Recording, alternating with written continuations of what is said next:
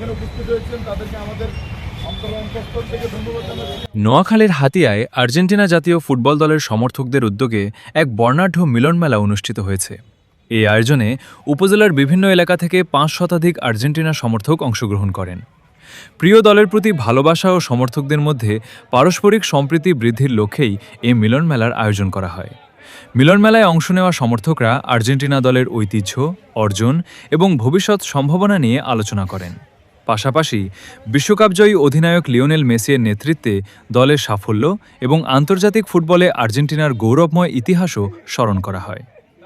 অনুষ্ঠানে বক্তারা বলেন, খেলাধুলা শুধু বিনোদনের মাধ্যম নয়, এটি যুব সমাজকে মাদক, সন্ত্রাস ও বিভিন্ন সামাজিক অপরাধ থেকে দূরে রাখতে গুরুত্বপূর্ণ ভূমিকা পালন করে।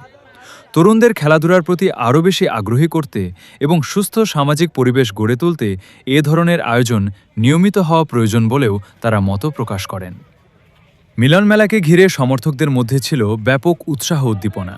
প্রিয় দলের জার্সি, পতাকা ও বিভিন্ন ব্যানারে সজ্জিত হয়ে তারা অনুষ্ঠানে অংশ নেন। হাসি, আনন্দ, স্মৃতিচারণ এবং ফুটবল প্রেমীদের প্রাণবন্ত উপস্থিতিতে পুরো আয়োজনটি উৎসবমুখর পরিবেশে পরিণত হয়। অনুষ্ঠান শেষে অংশগ্রহণকারীরা ভবিষ্যতেও বৃহত্তর পরিসরে এ ধরনের মিলন মেলার আয়োজন অব্যাহত রাখার প্রত্যাশা ব্যক্ত করেন। তারা বলেন, ফুটবল প্রেমীদের মধ্যে ভ্রাতৃত্ববোধ ও সৌহার্দ্য বৃদ্ধির পাশাপাশি খেলাধুলার ইতিবাচক বার্তা সমাজের সর্বস্তরে ছড়িয়ে দিতে এমন আয়োজন গুরুত্বপূর্ণ ভূমিকা রাখবে।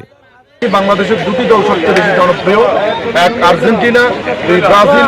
আমাদের পাশাপাশি ব্রাজিল সমর্থক যারা আছেন, ব্রাজিল ফ্যান যারা আছেন, ব্রাজিল টিম যেই টিমটি আছেন সেই টিমের জন্য আমাদের পক্ষ থেকেও কিন্তু একটা শুভকামনা থাকবে। কারণ আর্জেন্টিনা মানে হচ্ছে ভদ্রলোকের দল। ভদ্রলোকের কি দল? ভদ্রলোকের দলের নাম কি? ভদ্রলোকের দলের নাম হচ্ছে আর্জেন্টিনা। সেই ভদ্রতা আমরা বজায় রাখবো।